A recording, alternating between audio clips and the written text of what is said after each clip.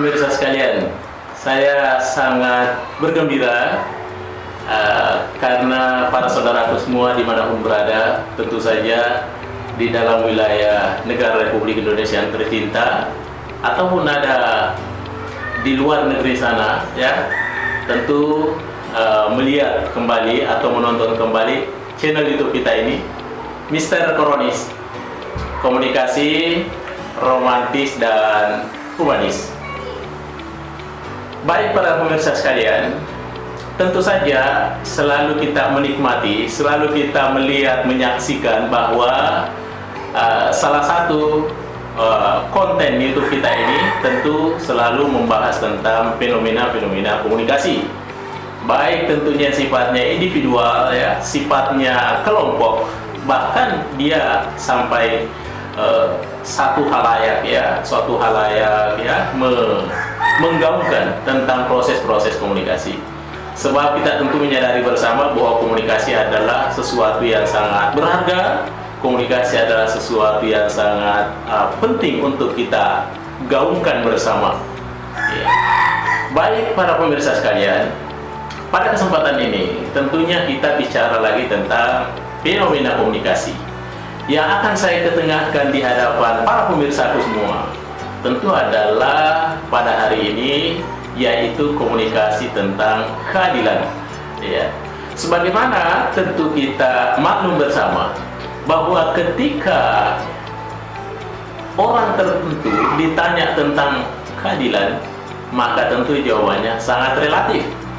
Ada yang mengatakan bahwa sudah adil, ada yang mengatakan belum adil. Iya, tentu saja ini anggapan-anggapan ini tentu tidak salah, ya, karena tentu dia berdasar atau dia berdalih pada satu sumber-sumber atau referensi yang dia baca atau yang dia pahami melalui proses kognitif, ya. Oleh karena itu para pemirsa sekalian, bagaimana keadilan yang sederhana? Saya lihat ada satu, ya, definisi keadilan seperti yang dikemukakan oleh Aristoteles, ya.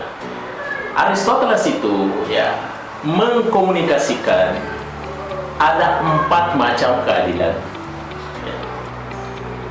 Yang pertama, menurut Aristoteles, ada yang disebut dengan keadilan komutatif, ya. Apa itu keadilan komutatif?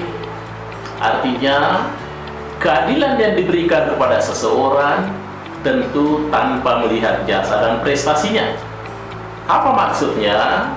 Maksudnya adalah dia memberikan sesuatu kepada seseorang tentu bukan berdasarkan proporsional atau berdasarkan kebutuhannya. Tidak melihat itu, ya. Maka ini yang disebut dengan keadilan komutatif.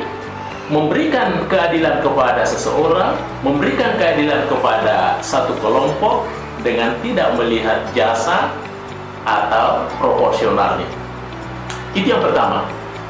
Kemudian yang kedua, menurut Aristoteles ada yang disebut dengan keadilan distributif. Apa itu keadilan distributif?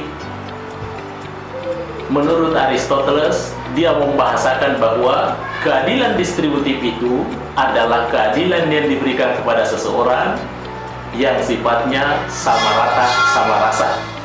Apa maksudnya? Maksudnya adalah tentu dia memberikan sesuatu, memberikan reward kepada seseorang dengan tentunya sama rata, tidak membeda-bedakan antara satu dengan yang lainnya. Sehingga ada yang beranggapan bahwa ini sudah adil, diberikan karena diberikan secara merata atau sama rata, tidak membeda-bedakan. Ternyata menurut Aristoteles itulah yang disebut dengan keadilan distributif. Baik para pemirsa sekalian, kemudian yang ketiga, Aristoteles mengomunikasikan bahwa ada juga yang disebut dengan keadilan konvensional, ya. Apa itu keadilan konvensional? Bahwa keadilan yang diberikan kepada seseorang tentunya berdasarkan kesepakatan atau konsensus dalam satu komunitas. Boleh jadi itu merupakan satu komunitas yang sifatnya kecil atau komunitasnya besar seperti negara. Artinya, negara sudah mengatur itu, seberapa banyak yang dia berikan itu. Ketika terjadi konsensus kesepakatan di antar negara seperti itu, berapa banyak yang dia berikan terhadap individu.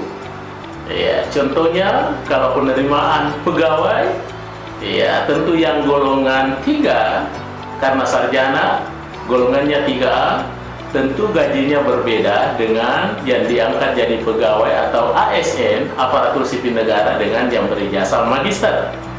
Dan tentu saja gaji seorang magister yang diangkat baru menjadi ASN tentunya berbeda dengan seorang yang diangkat dengan ijazah yang bergelar doktor. Ya, inilah yang disebut dengan keadilan konvensional. Keadilan yang diberikan kepada seseorang berdasarkan kesepakatan, konsensus, ya, atau tentunya aturan-aturan yang sudah disepakati bersama. Oleh karena itu, keadilan ini tentunya bisa saja berubah-berubah sedikit, tergantung dari kesepakatan, tergantung dari komitmen yang diberikannya. Itu yang ketiga. Kemudian yang terakhir, menurut Aristoteles, ada yang disebut dengan keadilan kodrat alam, yang biasa juga disebut keadilan natural, ya, natural. Apa itu keadilan kodrat alam?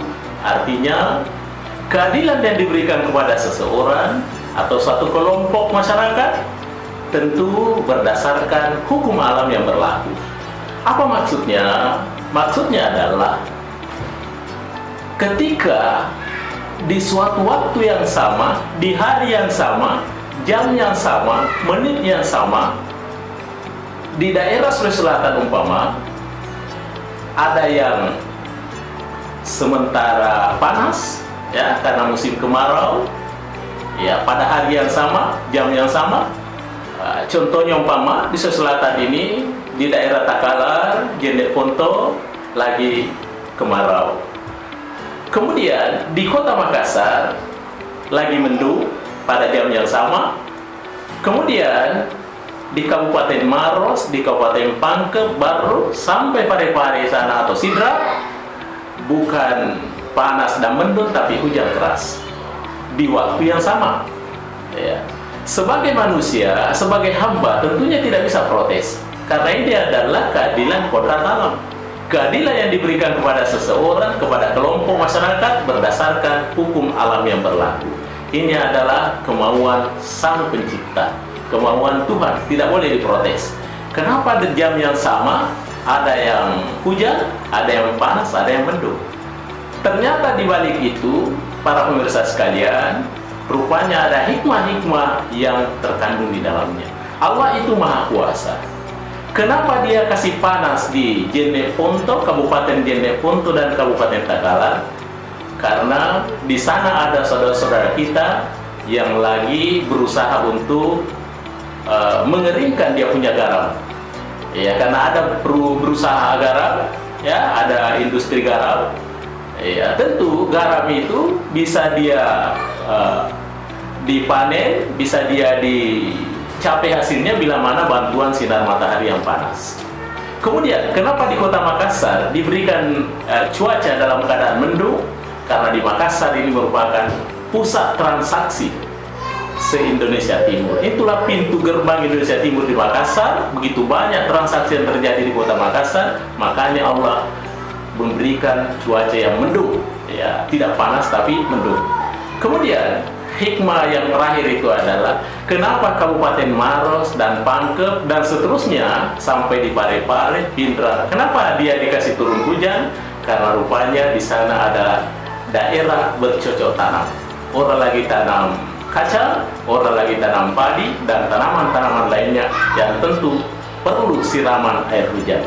Oleh karena itu, dalam waktu yang sama, Allah di satu sisi ada kabupaten yang Dia kasih panas, ada kota yang Dia mendungkan, dan kemudian ada kabupaten atau kota lain yang Dia kasih hujan. Itulah hikmahnya. Jadi kalau Allah mendesain sesuatu, pasti desainnya sangat indah. Inilah bagian daripada keadilan menurut Aristoteles, yang tentunya dibagi atas 4. Yang pertama adalah keadilan komutatif, yang kemudian adalah keadilan distributif, yang ketiga adalah keadilan konvensional, dan yang keempat adalah keadilan kodrat alam. Baik para pemirsa sekalian, tentu ini mudah-mudahan ada manfaatnya. Kita bisa komunikasikan kepada para pemirsa sekalian bagaimana sesungguhnya keadilan yang sederhana dalam versi komunikasi Aristoteles tentang keadilan. Baik para pemirsa sekalian dimanapun berada, terima kasih atas segala atensinya, dan tetaplah menonton channel YouTube kita ini, Mr. Korodis, komunikasi romantis dan humanis. Demikian saya sampaikan, terima kasih atas segala perhatiannya. Assalamualaikum warahmatullahi wabarakatuh. Mr. Korodis, hai.